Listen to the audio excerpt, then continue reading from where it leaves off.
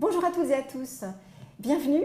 J'ai le plaisir de vous présenter aujourd'hui Philippe Desroches, qui est président des éditions Dalloz, qui nous fait l'honneur d'être parmi nous aujourd'hui et qui va nous parler de son parcours et nous expliquer comment on devient président des éditions Dalloz, qui édite, vous le savez, ce fameux petit livre rouge que tous les juristes en droit du travail connaissent et qui pèse son poids. Philippe, à vous. Vous savez, Anne, que quand je suis sorti de Sciences Po, je suis rentré à l'inspection du travail, où je suis resté de nombreuses années. Et au bout d'un certain temps, ça m'a donné l'idée d'écrire une sorte de petit manuel de droit du travail très simplifié pour les salariés, voire les employeurs des petites entreprises. Et à l'époque, Internet n'existait pas, j'ai fait ça sur Minitel. Donc vous avez créé votre entreprise. J'ai donc créé mon entreprise à cette occasion, ce qui m'a tout naturellement conduit à rejoindre l'éditeur leader en droit social, qui est l'éditeur du dictionnaire permanent social. Et comme il s'agit d'un groupe, au bout d'un certain nombre d'années, j'ai finalement rejoint Dalloz, où je me suis retrouvé dans une situation très amusante, puisque j'étais l'éditeur du petit livre rouge avec lequel j'avais commencé à travailler au tout début.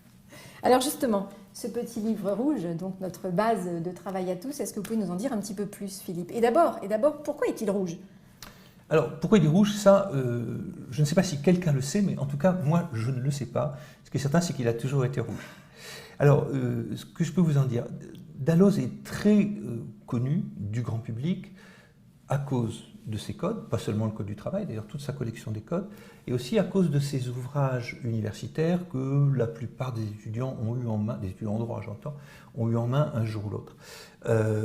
En réalité, Dalloz, c'est d'abord et avant tout aujourd'hui un éditeur de bases de données juridiques en ligne, avec bien sûr les codes, mais aussi l'encyclopédie, des revues, et une gamme d'informations extrêmement importante. Les codes, par exemple, sont mis à jour chaque semaine. On ne le sait pas toujours, mais lorsque vous achetez un code du travail papier, vous pouvez accéder à un code du travail mis à jour quasiment instantanément. D'accord.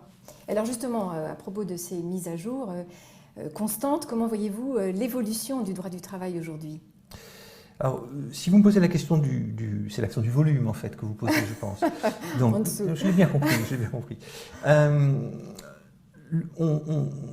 Il y a beaucoup de polémiques autour du volume du Code du travail. On voit des gens venir à la télé en disant « Regardez le Code du travail d'il y a 20 ans, regardez celui d'aujourd'hui, c'est l'inflation, c'est catastrophique ».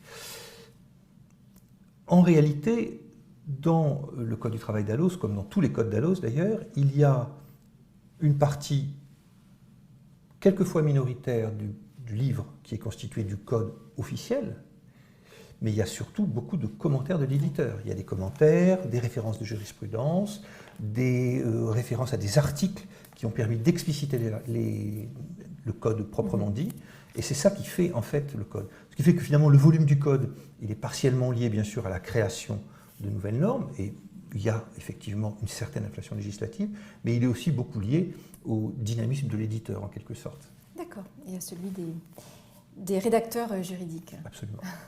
Quel mot pourriez-vous dire ou quel conseil pourriez-vous dire à l'ensemble des participants qui suivent ce MOOC? Ils sont très très nombreux et je suis sûre qu'ils vont être très intéressés par votre... Alors je me garderai bien de leur donner des conseils parce que je ne suis pas enseignant et pas quelqu'un versé dans l'orientation.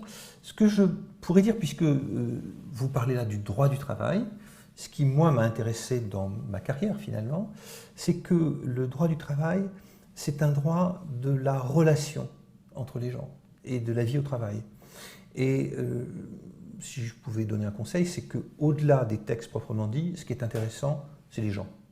Merci beaucoup Philippe de vous être prêté à ce jeu. Et merci à tous et à très bientôt sur une prochaine interview.